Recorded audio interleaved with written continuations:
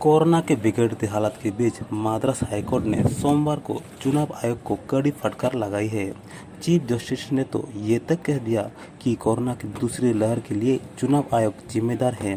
उन्होंने आयोग को चेतावनी दी कि 2 मई को काउंटिंग के दिन के लिए कोविड प्रोटोकॉल बनाए जाएं और उनका पालन हो।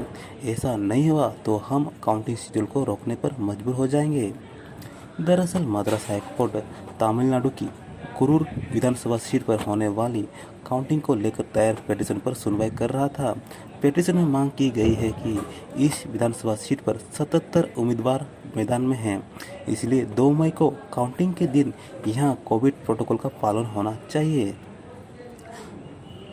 सुनवाई के दौरान चीफ जस्टिस संदीप बनर्जी नाराज हो गए। उन्होंने चुनाव आयोग से पूछा, जब चुनावी रैलियां हो रही थीं तब आप दूसरे ग्रह पर थे क्या?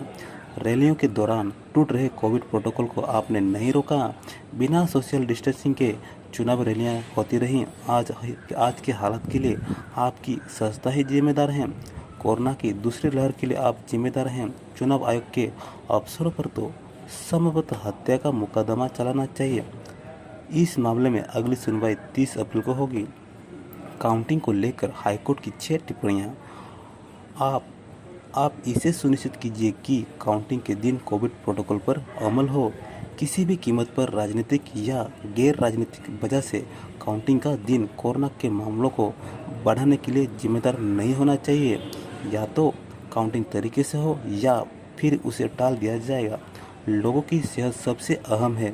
ये बात परेशान करती है कि प्रशासन को इस बात की याद दिलानी पड़ती है। जब नागरिक जिंदा रहेंगे तभी वे उन अधिकारों का इस्तेमाल कर पाएंगे जो उन्हें इस लोकतांत्रिक गणराज्य में मिल रहे हैं। आज की हालत जिंदा रहने और लोगों को बचाए रखने के लिए हैं।